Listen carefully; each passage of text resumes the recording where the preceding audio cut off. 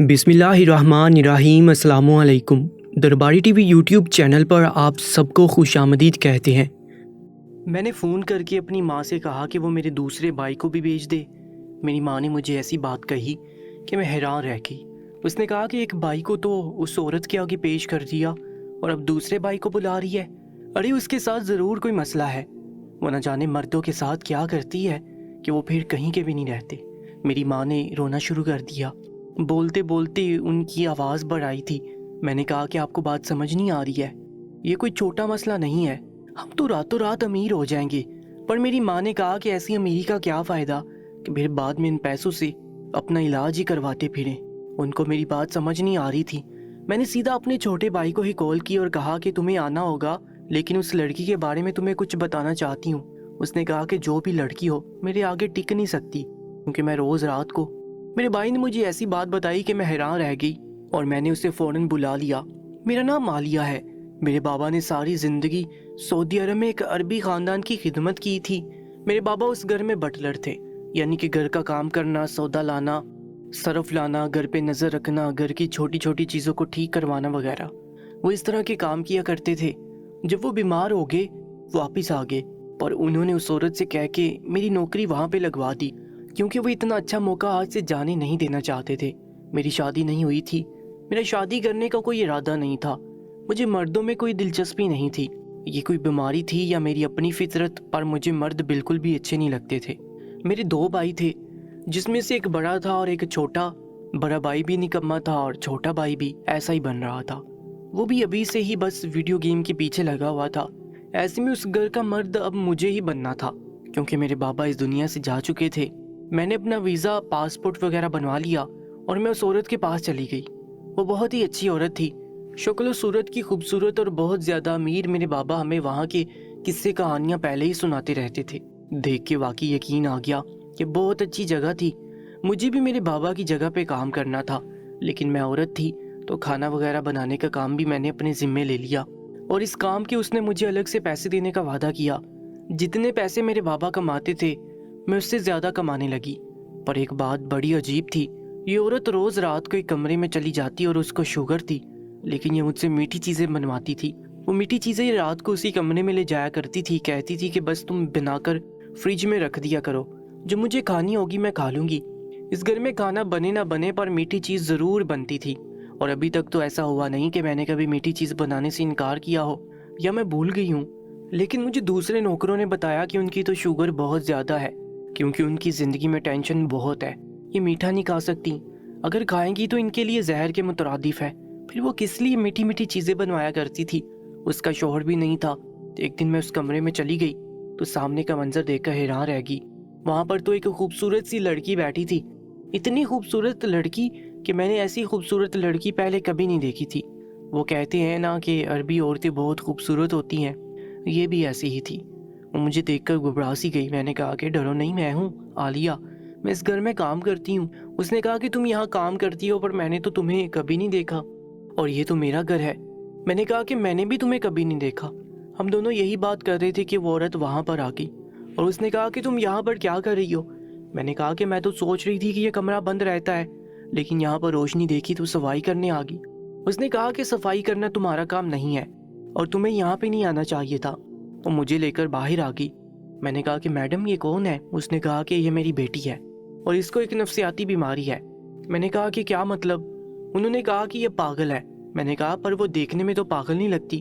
उन्होंने कहा कि अचानक से ही इसे दौरा पड़ जाता है। ये सुन के मेरा दिल बड़ा दुख गया, क्योंकि इतनी प्यारी लड़की थी और बेचारी पागल थी। मैडम ने मुझे उसके बारे में थोड़ा बहुत बताया कि वो इस मुकाम पर कैसे पहुंची। उन्होंने कहा कि ये किसी से बहुत मोहब्बत करती थी, लेकिन उसने इसका साथ न दिया।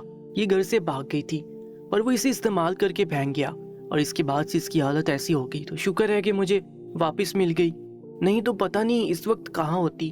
उनका कहना था कि मैंने उस पर कोई दबाव नहीं डाला, लेकिन वो आदमी पहले से ही शादीशुदा था और बस मेरा यही मसला था। मैं कहती थी कि मेरी खूबसूरत और कमारी बेटी की शादी किसी शादीशुदा मर्द से नहीं होनी चाहिए। मैं उनकी बात सुन रही थी। वो बात बताते बताते रोने लगी। उन्होंने कहा कि अब ये मेरी ज़िंदगी का एक ऐसा मसला है जिसको मैं हल करना चाहती हूँ, लेकिन इससे कौन शादी करेगा। ये बात तो शायद किसी के आगे छुप भी जाए کہ اس کے ساتھ ایک مرد نے زندگی کے کچھ دن گزارے ہیں، لیکن اس کے پاگل پن کا کیا ہوگا؟ میں بہت پریشان رہتی ہوں، یہی میری پریشانی کی وجہ ہے، یہ اس کی وجہ سے میں بیمار رہتی ہوں۔ تمہارے بابا بھی اس بارے میں جانتے تھے۔ میں نے کہا کہ لیکن ہمیں بابا نے کبھی آپ کی بیٹی کے بارے میں کچھ نہیں بتایا۔ اس نے کہا کہ تمہارا باپ بہت وفادار آدمی تھا، میں نے اسے کہا تھا کہ وہ اس کے بارے میں بھی کبھی کسی کو نہ بتائے، اس لیے اس نے اپنے خاندان کو بھی نہیں بتایا۔ تبھی تو جب اس نے کہا کہ میری جگہ میں اس کی بیٹی کو اس نوکری پہ رکھ لوں تو اس نے فوراً ہاں کہہ دیا۔ مجھے یقین تھا کہ اس کی طرح اس کی بیٹی بھی بہت وفادار، وہ بھی محنتی ہوگی۔ میڈم کہنے لگی کہ جو کچھ ہے اسی کا ہے، میں آج ہوں کل نہیں ہوں، لیکن پریشان ہوتی ہوں کہ کل کو کوئی ایسا مل گیا جو اس کی دولت کی وجہ سے اس سے شادی تو کر لے لیکن بعد میں اس کو چھوڑ دے یا اس کو جان سے مار دے تو کیا ہوگا؟ یہ تو اپنے آپ کو بچا بھی نہیں سکتی۔ میں نے ان کے کندھے پہ ہاتھ رکھا اور کہا کہ فکر نہیں کریں، اللہ سب کچھ ٹھیک کرے گا، کچھ نہ کچھ ہو جائے گا۔ اس نے کہا کہ کچھ نہیں ہوگا۔ میں نے بڑی کوشش کی لیکن اس کا رشتہ نہیں ہو پا رہا تھا۔ خیر میں بھی یہ تمہیں اپنے دکھ سنانے بیٹھ گئی تو میں بھی اس کے بارے میں بتانا نہیں چاہ رہی تھی کیونکہ تمہارا تو اس کے ساتھ کوئی کام ہے نہیں، لیکن چلو تمہیں پتہ چل گیا ہے تو کسی اور کو مت بتانا۔ میں نے کہا کہ میں نہیں بتاؤں گی۔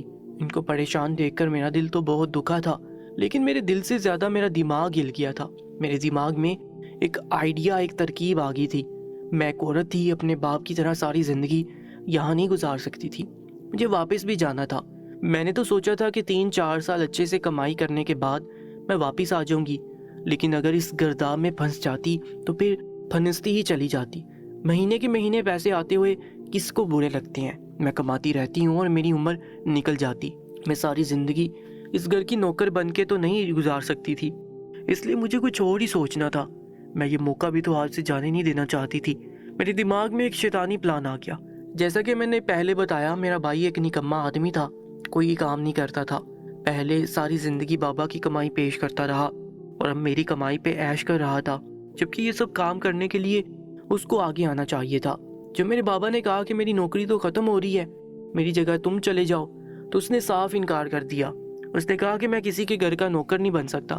بابا نے کہا کہ وہاں پہ کوئی نوکر نہیں ہوتا، جتنا کام کیا جائے اتنی تنخواہ ملتی ہے، لیکن اسے تو کام کرنے کی عادت ہی نہیں تھی۔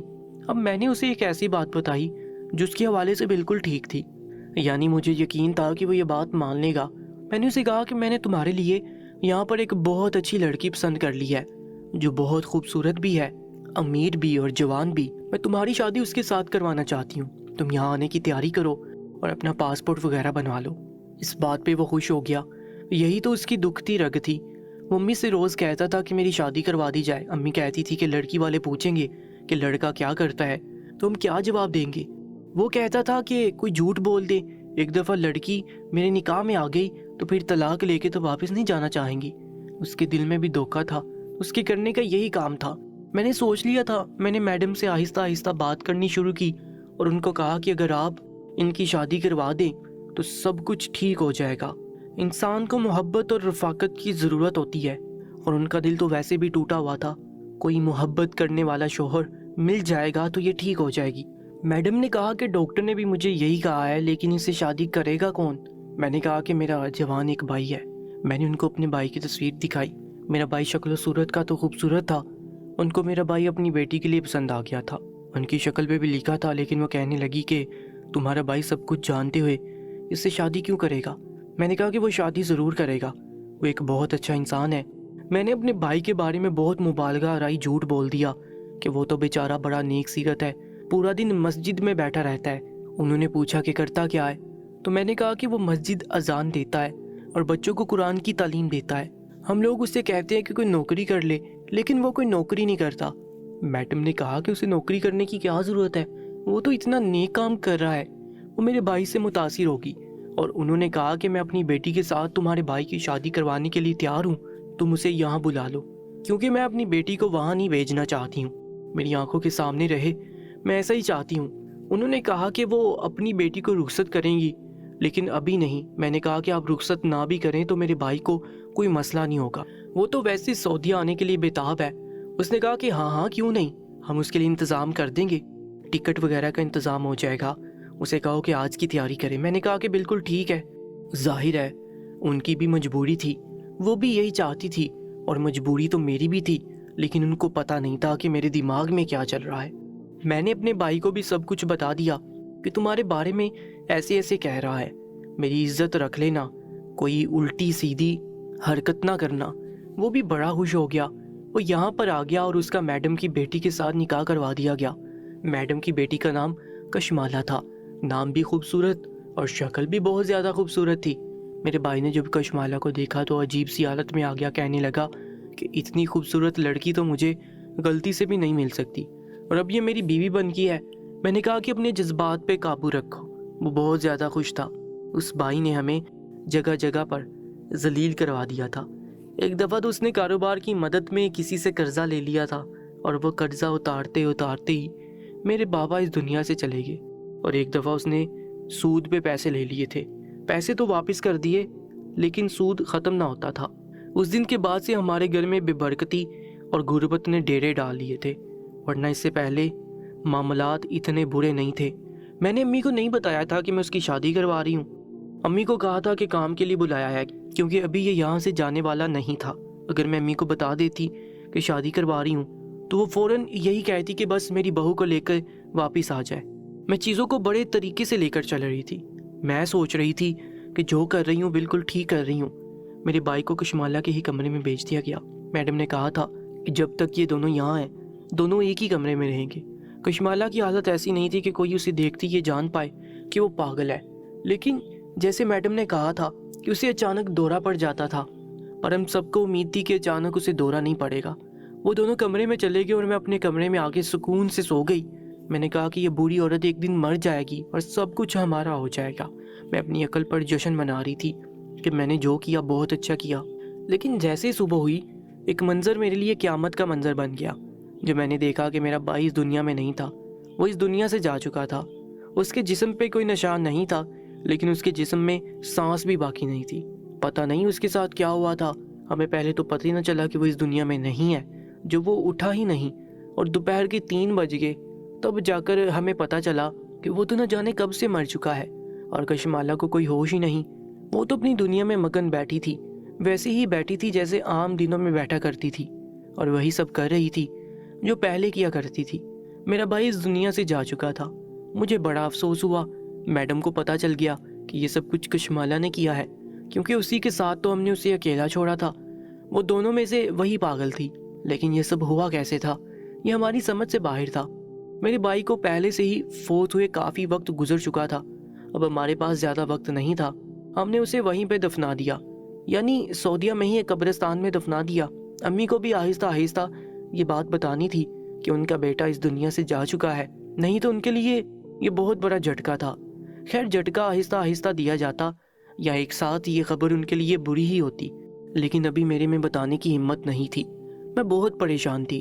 میرا بھائی اس دنیا سے جا چکا تھا، ایسا نہیں تھا کہ میں دارے مار مار کے رو رہی تھی، لیکن افسوس تو تھا۔ آخر کو وہ میرا بڑا بھائی تھا، اور کہیں نہ کہیں یہ سب میری وجہ سے ہوا تھا۔ میں نے ہی اس کو بلایا تھا۔ میڈم بھی شرمندہ تھی۔ انہوں نے کہا کہ وہ میری امی کے لیے الگ سے خرچہ بھیجیں گی، کیونکہ ان کا جوان بیٹا اس دنیا سے چلا گیا ہے۔ دن گزرنے لگے۔ اب مجھے اس گھر میں رہتے ہوئے کافی عرصہ ہو گیا تھا، تو مجھے آہستہ آہستہ پتہ لگنے لگا کہ یہ عورت تو بہت زیادہ امیر تھی۔ اس کے پاس تو سونے کے زیورات تھے، ہیرے موتی تھے، اس کی دکانیں تھیں، گھر تھا، کاروبار تھا، بینک بیلنس تھا، بہت کچھ تھا اس کے پاس۔ اتنا کچھ کہ اس سے خود بھی سنبھالے نہیں سنبھلتا تھا، اور یہ اسی حوالے سے پریشان رہتی تھی۔ اس کا کاروبار بہت اچھا چل رہا تھا۔ ایک دن تو کہنے لگی کہ کاش میرا کاروبار اچھا نہ جائے۔ میں نے کہا کہ ایسا کیوں کہہ رہی ہے؟ تو کہنے لگی کہ اتنا سب کچھ سنبھالوں گی کیسے، میرے پیچھے بھی کوئی نہیں ہے۔ میرے دل سے ابھی بھی لالچ ختم نہیں ہو رہا تھا۔ میں نے اپنے چھوٹے بھائی کو بڑے بھائی کے بارے میں بتا دیا۔ اسے بھی افسوس تو بہت ہوا، لیکن اب وقت کے ساتھ صبر آ گیا۔ ابھی اس بارے میں امی کو پتہ نہیں تھا۔ کشمالہ دن بہ دن مزید خوبصورت ہوتی جا رہی تھی۔ میں نے سوچا کہ کچھ نہ کچھ کرنا پڑے گا۔ بیگم صاحبہ روز مجھ سے بیٹھ کر باتیں کرتی۔ آج اتنے پیسے آئے۔ انہوں نے میری تنخواہ بھی بڑھا دی تھی، اور میری امی کو بھی ایکسٹرا پیسے بھیجتی تھی۔ وہ یہ سمجھتی تھی کہ یہ پیسے ان کا بیٹا کما کر بھیج رہا ہے، اس لیے وہ زیادہ سوال بھی نہیں کرتی تھی۔ اب وہ لوگ پیچھے 2 لوگ ہی تو تھے، ان کے کون سے اتنے خرچے تھے۔ ایک دن امی نے فون کر کے کہا کہ اللہ کا شکر ہے سب کچھ ٹھیک ہے، بڑا بیٹا بھی باہر کے ملک سیٹ ہو گیا، پیسے بھی بھیج رہا ہے، لیکن اس چھوٹے والے کے ہاتھوں بڑی تنگ ہوں۔ جب سے گھر میں زیادہ پیسے آنے لگے ہیں یہ اور زیادہ بگڑتا جا رہا ہے، نئی نئی فرمائشیں کرتا ہے، اب کہتا ہے مجھے بڑا والا فون لے کے دو، تو تم ایک کام کیوں نہیں کرتی، اس کو بھی اسی طرح وہیں پہ سیٹ کر لو جیسے کریم کو سیٹ کیا ہے۔ میری بہن کا گھر ساتھ ہے، مجھے کوئی مسئلہ نہیں ہوگا، میں اکیلی تھوڑی رہوں گی، یہ وہاں پہ سیٹ ہو جائیں گے تو ٹھیک ہو جائے گا، جیسے بڑا والا ٹھیک ہو گیا، یہ بھی اچھی جگہ چلا جائے گا۔ میں نے امی سے کہا کہ ہاں کچھ کرتی ہوں، جبکہ دل میں یہ سوچ رہی تھی کہ بڑا والا تو کہاں چلا گیا آپ کو پتہ بھی نہیں ہے۔ لیکن پھر میرے دماغ میں اچانک سے گھنٹی بجی اور میں نے سوچ لیا کہ شاید امی ٹھیک ہی کہہ رہی ہے، اس کو بھی یہاں بلا لیتی ہوں۔ لیکن اس دفعہ میں نے اپنی چھوٹے بھائی کو بلانے سے پہلے اسے سب کچھ بتا دیا کہ ایسا ایسا معاملہ ہے۔ ابھی میں اس سے بات کر رہی تھی کہ بیگم صاحبہ وہاں پہ آ گئی، ان کو مجھ سے کوئی کام تھا، پھر لگے ہاتھ میں نے ان سے بھی بات کر لی۔ انہوں نے کہا کہ یہ تم کیا کہہ رہی ہو، تمہارا ایک بھائی بیچارہ دنیا سے چلا گیا اور اب تم دوسرے کو بلانا چاہتی ہو۔ تو میں نے کہا کہ میں صرف آپ کا اور چھوٹی بیوی کا بھلا چاہتی ہوں، اور پھر جس کی موت لکھی اس نے مرنا ہی ہوتا ہے، لیکن میرا چھوٹا بھائی بہت سمجھدار ہے، سب کچھ ٹھیک ہو جائے گا۔ انہوں نے کہا کہ اگر تمہیں مسئلہ نہیں تو مجھے کیا مسئلہ ہو سکتا ہے، لیکن تم پھر بھی سوچ لو۔ میں نے کہا کہ مجھے سوچنے کے لیے تھوڑا وقت چاہیے، لیکن دراصل میں فیصلہ کر چکی تھی۔ کہتے ہیں جب آپ کا برا وقت آنے لگتا ہے تو آپ کی عقل پہ پردہ پڑ جاتا ہے، میری عقل پہ بھی پردہ پڑا ہوا تھا۔ روز روز دیکھتی تھی، ان کے پاس پیسے تھے، میں چاہتی تھی کہ یہ سب کچھ ہمارا ہو جائے۔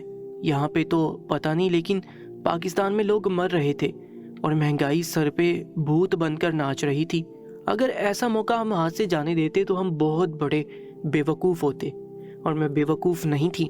میں نے میڈم کو کہہ دیا کہ آپ اپنی بیٹی کی شادی کی تیاری کریں۔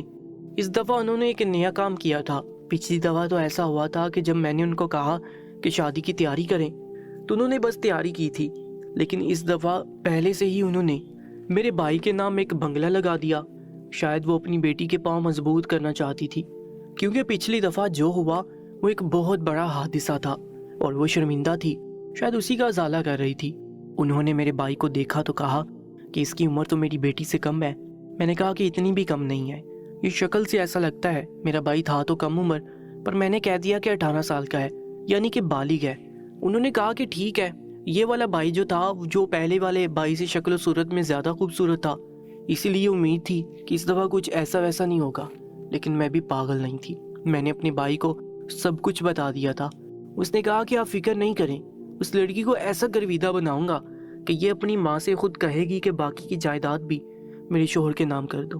میں نے کہا کہ دیکھو، ہمیں کچھ نہیں پتا کہ تمہارے بڑے بھائی کے ساتھ کیا ہوا تھا، اس کے جسم پہ کوئی نشان نہیں تھا، پر وہ اس دنیا سے چلا گیا۔ میرے چھوٹے بھائی کا نام احمد تھا۔ اس نے کہا کہ آپ فکر نہیں کریں، میں سب کچھ دیکھ لوں گا، مجھے پتا ہے کہ لڑکی کو کیسے اپنا گرویدہ بناتے ہیں۔ اس بات پہ میں نے اسے عجیب نظروں سے دیکھا۔ میں نے کہا کہ تمہاری صحبت بری ہے، اس بارے میں تو مجھے پتا تھا، لیکن اگر تم کچھ کر سکتے ہو تو آج ضرور کرنا، کچھ ایسا کہ جس سے تمہاری جان بچ جائے اور وہ لڑکی تمہاری گرویدہ ہو جائے۔ اس نے کہا کہ آپ فکر نہیں کریں۔ دونوں کا نکاح پڑھا دیا گیا اور وہ کمرے کے اندر چلے گئے۔ اب میں اللہ سے دعائیں کر رہی تھی، کیونکہ مجھے اپنے چھوٹے بھائی سے محبت تھی، بڑے بھائی سے بھی تھی، لیکن چھوٹے بھائی کو تو اس طرح پالا تھا کہ جیسے اپنی ہی اولاد ہو، اس لیے اس سے بہت محبت تھی۔ بس یوں سمجھے کہ میں نے داؤ کھیل دیا اور اب یہ آر یا پار والی صورتحال تھی۔ صبح ہوئی تو میں نے دروازے پر دستک دے دی، اندر سے تو جواب نہیں آ رہا تھا۔ میں نے پھر دستک دی، یہ کام ٹھیک نہیں تھا، مجھے ایسے دستک نہیں دینی چاہیے تھی، لیکن میرے پاس اور کوئی آپشن نہیں تھا۔ میرا دل گھبرا رہا تھا۔ میرا بھائی باہر آیا تو وہاں سے دیکھ کے حیران رہ گئی، اس کے چہرے پہ زخموں کے نشان تھے۔ میں نے کہا کہ یہ کیا کیا، اس نے تمہیں حملہ کر دیا؟ اس نے کہا کہ بات کچھ ایسی ہے، لیکن سب کچھ ٹھیک ہے۔ تھوڑی دیر کے بعد اسے بلایا اور کہا کہ میری جان، میرے پیارے شوہر، مجھے چھوڑ کے نہ جاؤ۔ اس نے کہا کہ نہیں جان، میں تو بس دروازے تک آتا ہوں، تمہیں چھوڑ کے نہیں جاؤں گا۔ میں حیران رہ گئی۔ میں نے کہا کہ ایسا کیا کیا تم نے؟ تو اس نے کہا کہ آپ ہی ہر بات بتانے کی نہیں ہوتی، لیکن مجھے ایسا لگتا ہے کہ میرا بھائی خوبصورت تھا، اسی لیے عالیہ نے اسے پسند کر لیا تھا، کیونکہ دوسرا بھائی بھی بری شکل کا تو نہیں تھا، لیکن اتنا زیادہ ہینڈسم نہیں تھا۔ جو بھی معاملہ ہوا ہمیں نہیں پتا، پر وہ دونوں آپس میں اس طرح باتیں کر رہے تھے کہ جیسے ایک دوسرے کے بغیر ایک پل نہیں رہ سکتے۔ اس کے بعد بھی عالیہ کو کچھ دورے وغیرہ پڑے، لیکن وہ زیادہ تر وقت ٹھیک ہی رہتی تھی۔ اس کے ڈاکٹر نے کہا کہ اس میں بہت بہتری آ گئی ہے، میڈم صاحبہ بیمار رہنے لگی۔ انہوں نے اپنے ہوش میں ہی سب کچھ میرے بھائی کے نام کر دیا اور میرے نام کر دیا۔ اس کے بعد میرا بھائی اور عالیہ واپس پاکستان چلے گئے۔ میری ماں کو جب بڑے بیٹے کی موت کا پتہ چلا تو بہت افسوس ہوا، لیکن ساتھ اس بات کی بھی خوشی ہوئی کہ اب ہماری زندگی ہمیشہ کے لیے بدل گئی تھی۔ ہم لوگ 0 سے 1000 پہ پہنچ گئے تھے۔ میں تب تک سعودی عرب میں ہی رہی جب تک میڈم اس دنیا میں تھی۔ ان کو وہاں پہ بھی مدفن ہونا تھا، یہ ان کی آخری خواہش تھی۔ وہ بھی اس دنیا سے چلی گئی تو باقی کا کام سمیٹ کر، سب کچھ بیچ کر میں بھی واپس آ گئی۔ میری نیت ان کے لیے بری نہیں تھی، میں کسی کو بھی جان سے مارنا نہیں چاہتی تھی۔ دیکھا جائے تو اس سب میں نقصان بھی ہمارا ہی ہوا کہ ہمارا ایک بھائی اس دنیا سے چلا گیا، اور فائدہ بھی۔ لیکن عالیہ اب میرے چھوٹے بھائی کے ساتھ ہے اور خوش ہے، اور ان کو دیکھ کے ایسا لگتا ہے کہ جیسے وہ اس دنیا کے سب سے خوش میاں بیوی ہیں۔ بس اللہ یہ خوشی قائم رکھے، اور مجھے بھی سب کچھ مل گیا ہے۔ دوستو، ایسی ہی سچی کہانی اور سچے واقعات کے لیے ہمارے یوٹیوب چینل کو سبسکرائب کر لیجیے گا۔ انشاءاللہ ملاقات ہوگی ایک نئی ویڈیو میں، تب تک کے لیے اللہ نگہبان۔